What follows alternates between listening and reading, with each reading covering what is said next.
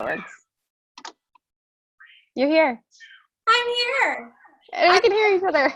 It's so funny. I love that this actually happened because it's all about like getting into the glory, which is going in flow and not getting all like hooked into like things not going perfectly. So it could not Exactly. I mean, it's just kind of funny. Right. I know. That's the exact same thing that I was thinking. Like, you know what? This just figures that like this would happen, but that's okay because we're not going to be like, no, we're not going to do it. We're going to do it. So we're here. All right, let's get started. So I invite other people to drop on with us if they want. Otherwise, we're just going to record it. We'll upload it. You'll get a link, all that. So tell me, Jessica, if you'd like to give yourself a little intro, I give you a little bit of an intro, and then just tell me about your profession before what you do now, and then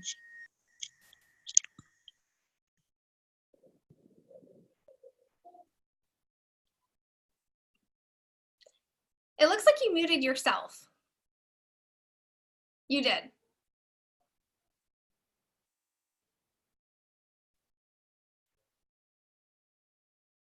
okay, I unmuted myself. Sorry. So just go ahead and give yourself a little intro, and then tell me about your profession before and what that looked like for you. Okay. Why you got into it. Well, for one, congratulations on this series. It's so fun. Thank you. I'm super honored excited to be on. And yeah, so my husband and I owned a fitness business in New York. And it was really this process of our love for fitness, our love for nutrition, our love for pushing people into really better versions of themselves in terms of health and vitality and all of those things.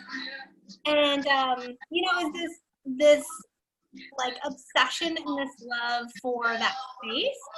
But it ended up really turning us into like despising it in terms of like complete and utter exhaustion and grind. And, it's like it stripped away our passion. And so that's what led me on this movement really to grind the glory. It was like, I deeply believe that there's two ways of going about living our life. And the first way is how 99% of everyone on this planet goes about like doing work, doing family, just like being every day. And that is through the grind. It's like doing all of the time. It's in sort of a masculine identity. And I feel that we can, if we shift into a more feminine essence, and this goes for men and women, and it's just allowing ourselves to be more in flow and to give ourselves grace and to slow down and do the things that light us up and bring us joy, we can shift and start stepping into a totally different state, allowing the stage to come, but in a much more simplified and enjoyable and fulfilling. So I believe that there was something that was really fulfilling out there, and I was like, this can't be the only way to get to like wherever that is, right? And so I just went on this journey of like freeing yourself from the grind, and that kind of led to where I am today, selling our gym and coaching people on this path. We're still in the fitness space. We coach fitness business owners across the US and Canada when it comes to nutrition and supplementation.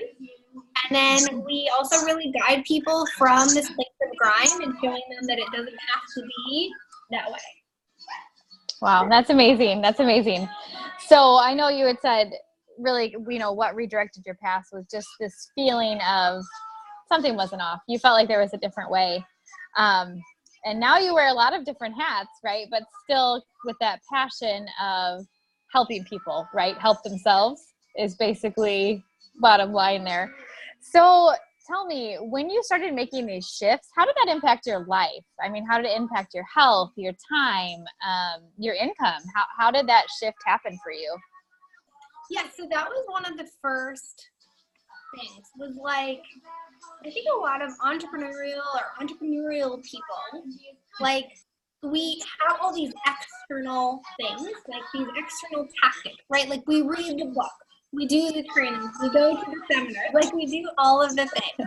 We do the things. For me, it's like I was a personal development hopper. It was like I was obsessed with it. because actually it was like this procrastination tactic. Not that it's a bad thing. Like it's, like it serves its purpose. It has a really important part of like growing and evolving and all those things. But it was like, we become obsessed with those things to procrastinate us from actually doing like the thing, which is the inner work. And that's how you get to the glory. And so the grind to me is like all the external things. And so when I started really working on my inner growth and like spending time with the things that have been holding me back, fears, that like being intimate with myself and my own growth and like being in that energy, I would say that it can be a little scary at first, right? And so the reason why we procrastinate, the reason why we do all of the external things is because at the end of the day, we really don't want to be intimate with those deep parts of us that are scary, that we know have been a part of us that have held us back from all of the abundance, our dreams, reaching the next rank or whatever it is.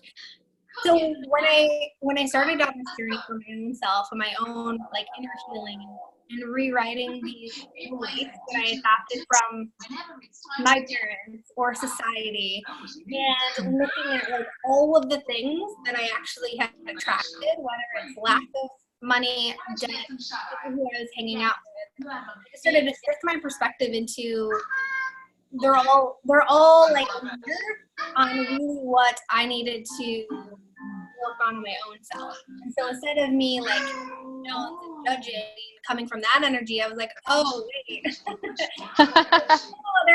they're a direct reflection on really what I know. And that's the fastest self development program there is, like looking at the mirror. So the only way I can explain it is freedom. Like for the first time ever, I didn't feel like I was on the hamster wheel of like grinding from one day to the next. And even from a health perspective, like we eat clean, we work out, and I still was hanging on to 20 pounds. And I think logically or externally based, we think, that must mean I need to tighten out my diet more. That must mean that X, Y, Z. But for me, it was letting go of these things, these emotions, these harbored like things that were holding me back within my own self. And when I did, I lost 20 pounds. Wow. So much shifted. And of course, abundance-wise, we kept reaching this threshold in our business and these patterns that we saw over and over again. And so it led us to working on like, well, what is our money story and what is our relationship with money? And so that freed us from a lot of different obstacles. Wow. Yeah. I just want to tell you guys a side note here. I've done some one-on-ones with Jessica, and if you're looking to up your game by looking inside and really taking that time, check out her schools. They're amazing. Even just the one-on-one coaching calls, just amazing. So, but yeah, so, I mean, it sounds like everything shifted for you when you had stepped back and had this self-awareness. So what does your life look like now on a day-to-day basis versus what it looked like then when you guys were running your gyms and doing all that too? What does it look like differently now? Yeah. So, my spiritual growth and my time that I spend with myself, like it's so interesting because I know that there's so many like busy parents and we have kids and we have work and we have responsibility, and the common thing that I hear over and over again is like, I don't have time. And to me, time is like an intimacy thing. It's always like, if you track it down deep enough, it's always like the deep fear of really not wanting to be intimate with ourselves, because the biggest thing that'll shift that and allow us to see that we actually do have the time and space and the freedom is to be spending time with our own self on this intimate journey. And so I give myself that space. It's like I still can get caught into it's like a human experience of like growing and evolving, right? So my comfort space is in the grind, and I can easily slip back into that energy. But for me, it's like I know that there's 3 things that I really need in my day, and it's meditation, and it can be prayer, meditation, or like just quiet space, movement. And so for me, this is typically, it can be a workout, but it also is like getting out in nature for just a walk. And it's breathing. And so some days this process, like I don't actually start my first call of the day till 11 o'clock. And so most days, like this process could take 2 to 3 hours. Some days, like when the kiddos are home, like it might be a 30-minute process, right? I might be meditating while I'm showering. And I might be reading one page intuitively and letting myself just like pick a page and what really is the message that I need to get today. So that's a big shift. But also it's like I'm hooking myself from, like when I was in the grind, like I was a perfectionist and I was a people pleaser and like I felt everyone's emotions, and so there's a lot going on. And so it's starting to unhook yourself from like the perfectionism and the need to please everyone and just give yourself like a ton of grace. And so when I get caught up in like the grind or the hustle or the like, I have to get this done, intense energy, I really just like usually that's when like technology fails or my kid gets sick or like the the universe, God, like if we just look for the signs that are around us every single day and we're like, oh, okay, that means I need a break, like that was totally for me. And that's my thing is like I'm so divinely supported and so is everyone else.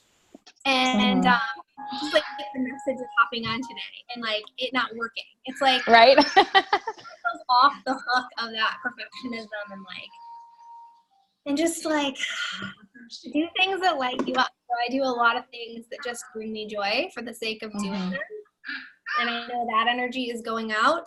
And so God's picking me up on that and saying, that's really interesting because like now she likes to really do things that bring her joy. So let's give her more. Like whatever we put out, we get back in. Yes. I love what you said. I mean, I love so many things that you just said. But I think that whole time piece, that's a big thing that I hear a lot too, is that, I don't have time for that. But when you really shift that thinking to, I have all the time that I need to do the things that are most important, it totally changes everything, right? So maybe your house isn't as clean as it could be, or, maybe things don't go as perfectly always as you want them to, but just having that grace, right? And finding those things. How would you, like, what advice would you give to somebody who maybe they don't know how to refill their cup? They don't know how to take that time. What advice would you give them to maybe find some things to give themselves that space, like you said, meditation and reading and doing those things? What advice would you give to somebody to help them find those things? It's interesting. A lot of times when I first start coaching people, like, and I talk about doing things that bring you joy, like so many people are like, I don't even know. Like, I don't even know what makes me happy, right? Like, right. I'm in mom mode or I'm in dad mode or I'm going to work and coming home and cleaning the house or whatever. Yeah. It's like allow yourself to just like the closest thing to our soul is imagine. Yeah. And so we can just imagine like what would I be doing right now if I had X amount of dollars?